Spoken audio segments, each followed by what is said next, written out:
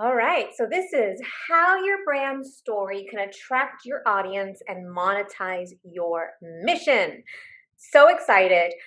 So, what are we doing today? First, we're going to start with a quick introduction of me. Then, we're going to do why your mission can become your story, how your target audience can be attracted to your unique story, how to develop your brand story, and then some upcoming events. All right. So, since most of the people in my network are entrepreneurs and or creating a business from their mission and their passion, I wanted to share a little bit more about me real quick. So, I am a brand and publicity coach helping you to create an irresistible brand, amplify your message, and monetize your mission. And I'm also a best-selling author, a speaker, and a media expert. I wasn't always like this. In fact, I used to have debilitating stage fright, debilitating fear of public speaking. And it started when I was very young from some traumatic events that happened in my life, and where I had to get on stage and share my voice and speak my voice. And it was those traumatic incidents as a child that really shaped the next 20 to 30 years of my, especially when I became an adult. And so I know how people feel when it's time to grow their business or it's time to step into the spotlight and share their voice and their message with the world. It can be really, really scary because I've personally been there, and I worked with hundreds of entrepreneurs over the last decade who have very similar situations. So what ended up happening for me is that I was in the banking world. I was a lender in a bank, and I knew that I had a bigger mission and purpose, and that really started to give me the courage and the momentum to realize that, hey, there's something bigger here for me. There's something more I can be doing with my life than just working as a lender in a bank. I wasn't feeling fulfilled, and I didn't find it very meaningful work. And it was around 2008, 2009 when the financial crisis happened around the world that I realized that maybe there was definitely another path for me. And I ended up jumping ship the last day of 2010. And in 2011, I became a full-time entrepreneur. I was working with my sisters we had co-founded an online art startup for artists. But I also knew I had this fear, this debilitating public speaking fear. I just wanted to hide, literally, like this photo. I wanted to hide. I didn't want to share. I felt like I was going to be just like when I was a child. I felt like I was going to be disapproved of, criticized for what I was doing, criticized for who I am. And that was really, really scary. And so that first year was probably my largest growth of my life. But to certain degrees, I continue to have big growth moments. But that year, I decided that I needed to take a stand for my mission and calling in life. And I started finding different tools to help me to get out of that debilitating fear. And also grow my business because I was a new entrepreneur. And after 6 months, after my savings, had basically dwindled down, I was broke. And so I needed to figure out, how am I going to get out there and share myself, share my services, share my products, and get more clients. And so over the next decade, I wrote my first book, Sculpture Life from Sketch to Masterpiece. And of course, if the name sounds very artistic, it was because I was targeting artists, because that's who we were working with. But I took that fear and really decided to leverage that fear that I had, use my voice, and I leveraged that to get onto podcasts, onto radio programs, on TV. I did dozens of, I can't even, actually, it's pretty countless at this point. I've probably done at least 100 talks over the last decade. and developed other programs like the Abundance community, which really helps women to express themselves, women and girls to express themselves, and worked as a publicist for Samsung, among other amazing clients. And I got to meet a lot of celebrities. One of my favorites was Usain Bolt, who is gold medalist in track and field. So that was part of how I ended up using my own voice and really getting out into the world so that I can make a bigger difference and attract more of my ideal clients. So I knew I needed to use my voice. And part of that is why now I work with entrepreneurs. I started off as an entrepreneur and now I coach entrepreneurs. And it's because of my own journey and my path and what I had to overcome that I now work with and coach entrepreneurs. So your story is part of your mission, and your mission is part of your story. We're going to get a little bit more into that now, but I just want you to kind of let that soak in if you hadn't thought of it, or even if you're still trying to maybe fine tune your mission, just realizing that your journey, your story is part of why you're here. And so what is a mission? Your mission is your overall life goal and purpose, what you're meant to be and do on this planet. And so it's no coincidence that each of us has a different story and a different journey. We're not all here to do exactly the same thing. Each of us has a unique mission. So some quick examples of what a mission: to bring joy and hope to others through arts and entertainment, which were many of my clients for years; to inspire and motivate others to live their best life as an author and a speaker; to educate and empower others to become their best version of themselves; to speak up about injustice and advocate for the underprivileged; to use my voice to make the biggest impact and increase passion, purpose, and peace on the planet. And that last one is mine. And I'm constantly kind of fine tuning it and tweaking it because as I evolve, my mission has always been, the underlying mission has always been the same. And how I use the words I use to communicate it, though, sometimes have been slightly different. And that's okay. It doesn't have to be perfect. The intention behind it is really the most important thing. So what is your unique mission? So from working with clients, I realized, and this is going to bug me, so I'm going to fix it. From working with clients, I realized that many of their missions were conceived out of the experiences that profoundly changed their lives.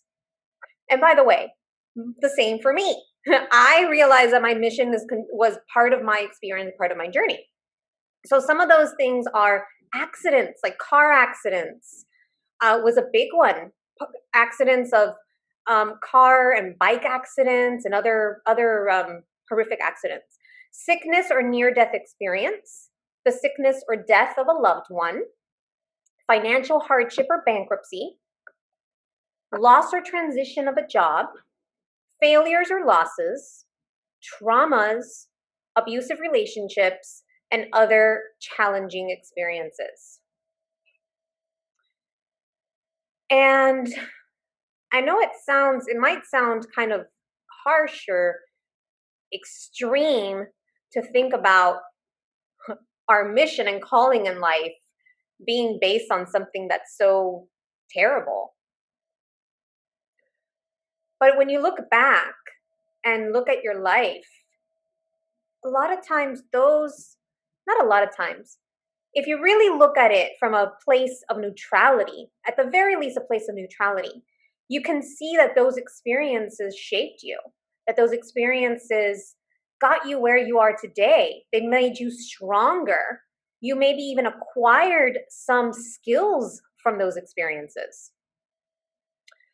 And we're going to talk a little bit more about that while we're shaping and developing our brand story, but hopefully these are giving you some ideas. And I'm going to go right back to this. So the case of my particular instance, I actually started to know that there was something wrong about 2 years or 3 years before I resigned because I was getting sick at work. I never really missed work, but I would get headaches and I just was generally not feeling very well. And then I transitioned my job, and then I ended up with financial hardship. So in my case, I had a lot of these things shaped my business and why I do what I do today. Now, I also mentioned the trauma from public speaking. And that's really why I believe I work in a communications capacity is because of my own trauma in developing my voice over decades. So you can see that there could be an overlap of several different incidents that could really shape your story. So I wanted to share a moment. One of my clients, Anne, she had worked most of her life in the casino and gaming industry and was very successful. Her husband as well. They were very successful. But one day she got really sick and almost died. And her traditional doctors didn't understand what was happening. And so she began researching and using natural modalities that healed her. If I recall correctly, it was something like lead poisoning or some type of a metal poisoning that she had, and it wasn't showing up in the Western medicine techniques. It wasn't showing up. So she didn't know what was happening. They didn't know what was happening. So that's why she started researching all these different modalities, because she wanted to get better. She actually really was proactive. And then she ended up learning so much about the body and mind and spirit connection to healing. She was finally able to fully recover. And she decided to devote her life to helping others, and she launched her own healing business. Not surprisingly, she left the casino and gaming industry because she realized that that was just too high stress and it wasn't fulfilling for her soul. And so she started her own business, as a holistic practitioner, and she helps mostly women, but she helps other people to heal naturally. And so her mission is to help others heal body, mind, and spirit with natural modalities.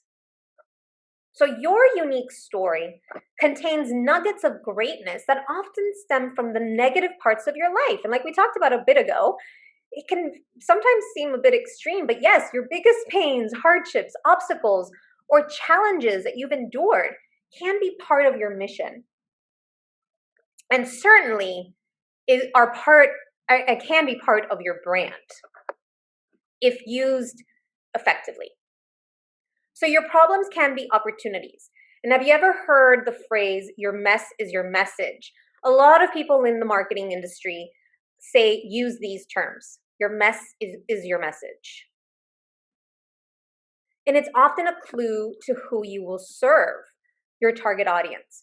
So just using myself as an example and my client, Anne, we ended up going through our own journey, our own story, ended up shaping who we work with today. In the case of Anne, she works with people like her that want to heal naturally. And in my case, I work with other entrepreneurs to help them grow their business and their brands faster. Because I didn't have me, I like to say now, like, where was I 10 years ago? You can say the same thing. Like, where were you 5 years ago, 7 years ago, 15 years ago, right? There are people now, today, that are looking for you.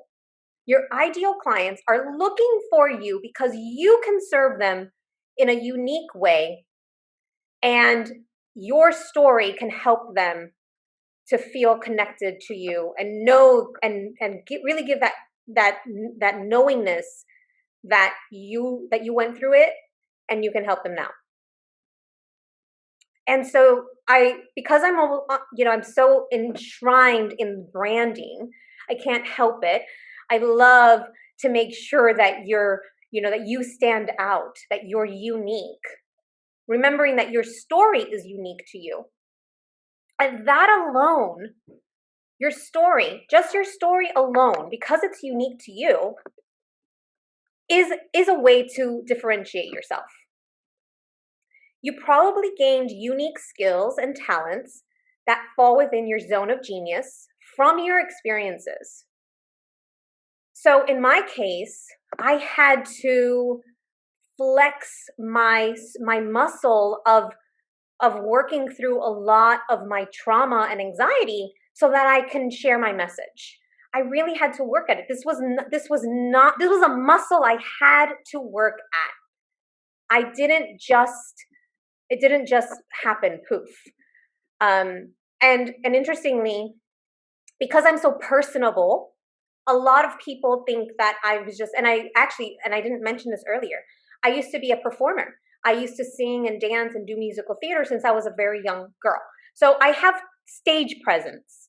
So that's not, that's undeniable. I get that I have stage presence, but the speaking part was the part I really had to work through. I had to do so much work in that. And when I tell people that sometimes, they are like, no way, I can't believe that. No, no, no, no way. So definitely those are skills that I acquired through my experience. And you can probably think of a few other skills and talents that you've developed in your life from the different hardships that you've had to go through. And again, your story is key for your unique ability. And your unique ability is what sets you apart and what differentiates you. So your ideal clients want to know that you understand them and what they're going through. And if you can communicate your story in a way that lets them know you can help them overcome their challenges or reach their goals, they'll want to buy from you.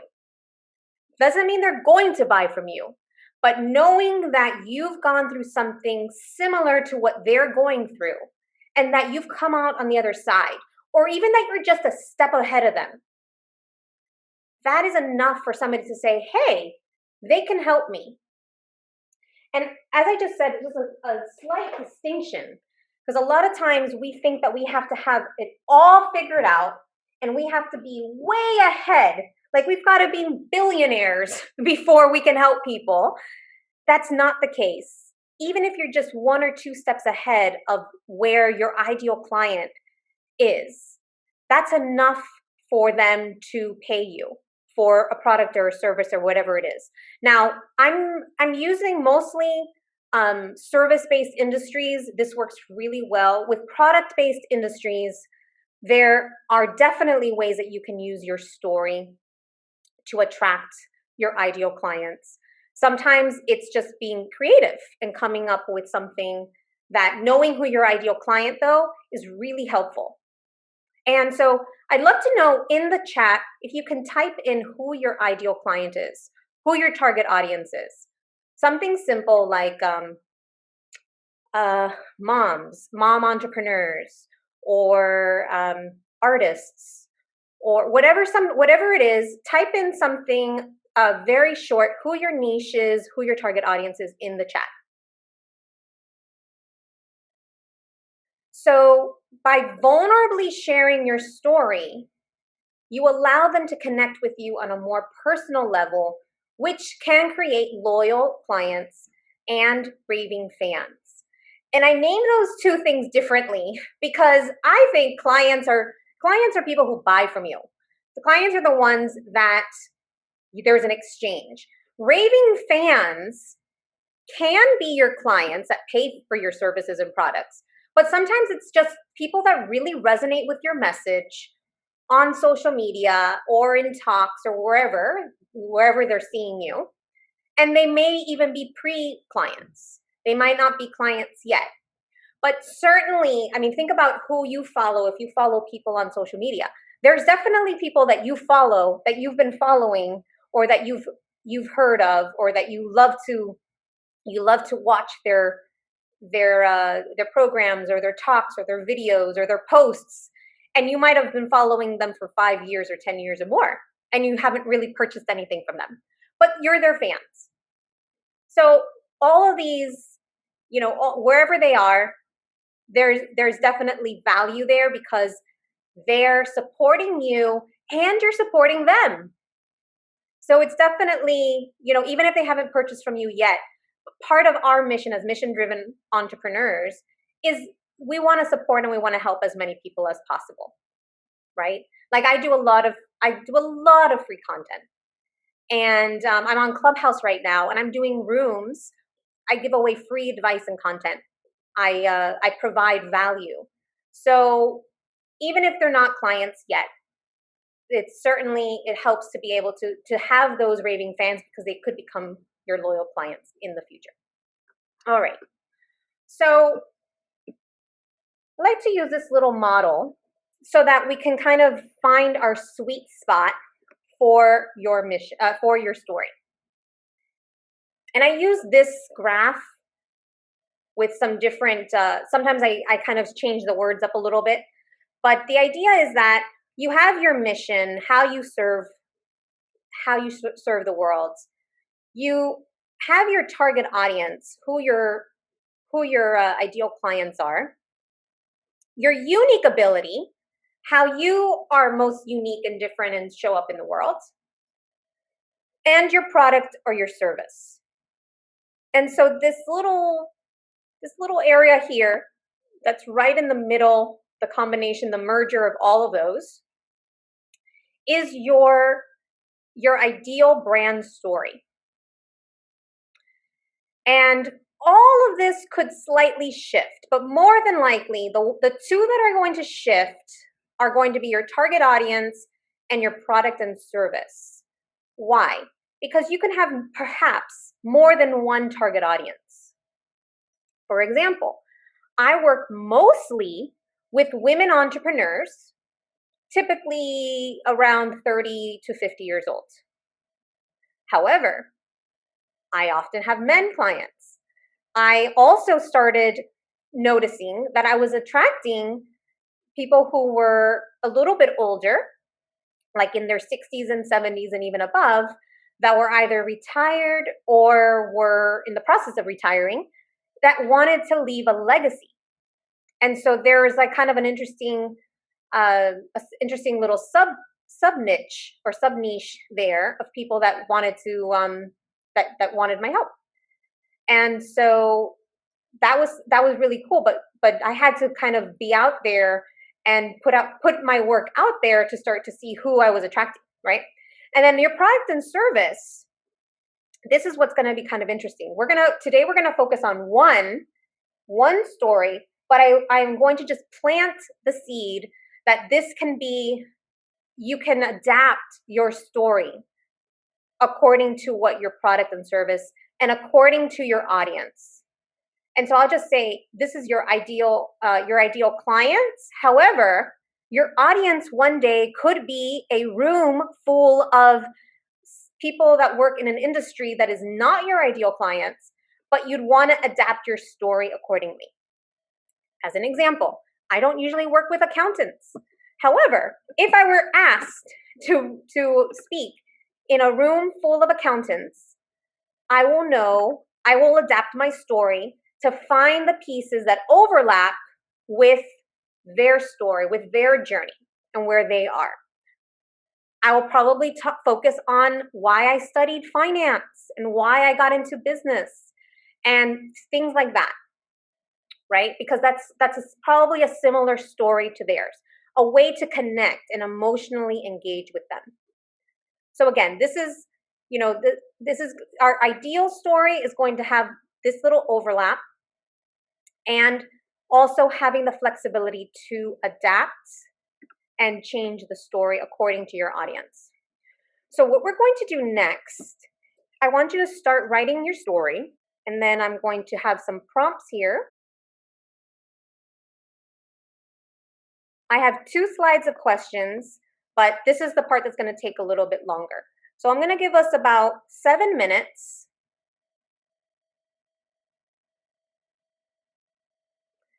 And what I'd like you to do is just start writing down freely, what are some of the challenges or obstacles that you've overcome in your life and what you learned from them, from those experiences. And what I like to call your transformation moment. How did you go from where you were to where you are now? And just to kind of give you a little heads up, I'm going to ask you to identify in the next piece your ideal client and your target audience and your services. And so while you're doing this exercise, if there's a way while you're doing the exercise for you to even start to identify and maybe highlight or circle those pieces that are really aligned with your target audience and your service or offer, then it's going to make it even more specific, even more targeted to this little, this little medium, this middle piece right here. Okay. So let me go ahead and start with that. And I'm going to give us a few minutes to start on your brand story. And then you can ask me questions after that.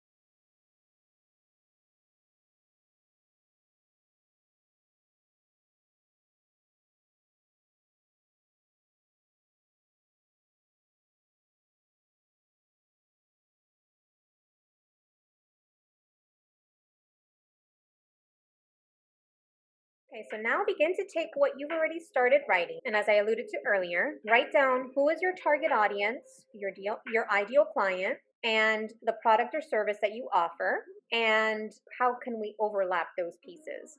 So what parts of your life story can you adapt to align with your target audience and your product or service? And as I said, if you have more than one target audience or more than one product line, you can do this process for each one. But for today, I'd love for you to just have one core one, the one that's most going to align with your target audience and the current product or service that you offer.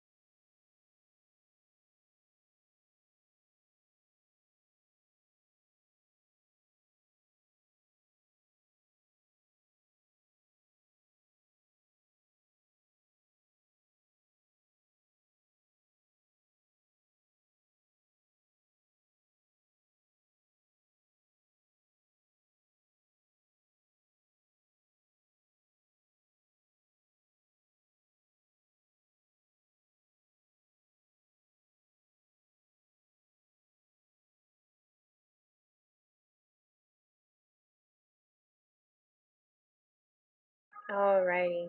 So this was just a starting point. Of course, you can work on it and you can develop it later.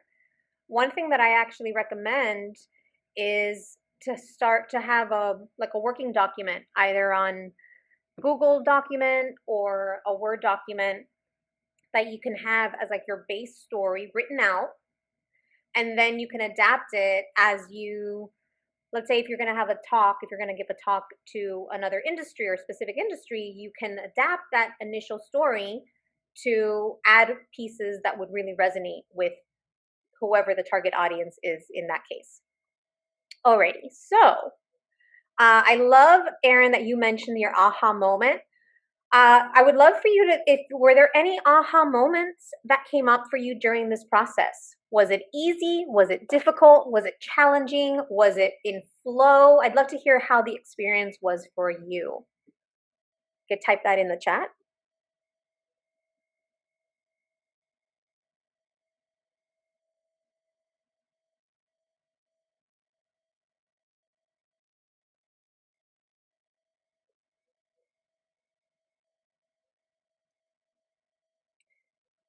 Before I end that, let me just add one little thing here, and that is for anybody, because I know we're going to be getting some people listening on the recording. If anybody would like to go further and either discuss their brand story or need some additional clarity on that and how they can, continue to attract their ideal target audience and or turn those into leads, there's a complimentary session. I normally charge for my one-to-one sessions, but this is a complimentary session for anybody who's listening to this today. You can go to calendly.com/Alexandra Figueredo. I hope you can join my upcoming YouTube monetization challenge. To sign up, go to alexandrafigueredo.com/challenge. And with that, Thank you for joining us, and I look forward to working with you and seeing you in an upcoming event. And again, if you want to do a brand breakthrough session, brand story breakthrough session, go to calendly.com/Alexander Figueredo, and I'd be happy to set that up with you. For more help growing your visibility and monetizing your brand, go to alexanderfigueredo.com. And if you like this video, don't forget to like, subscribe, and hit the bell for notifications. Thank you.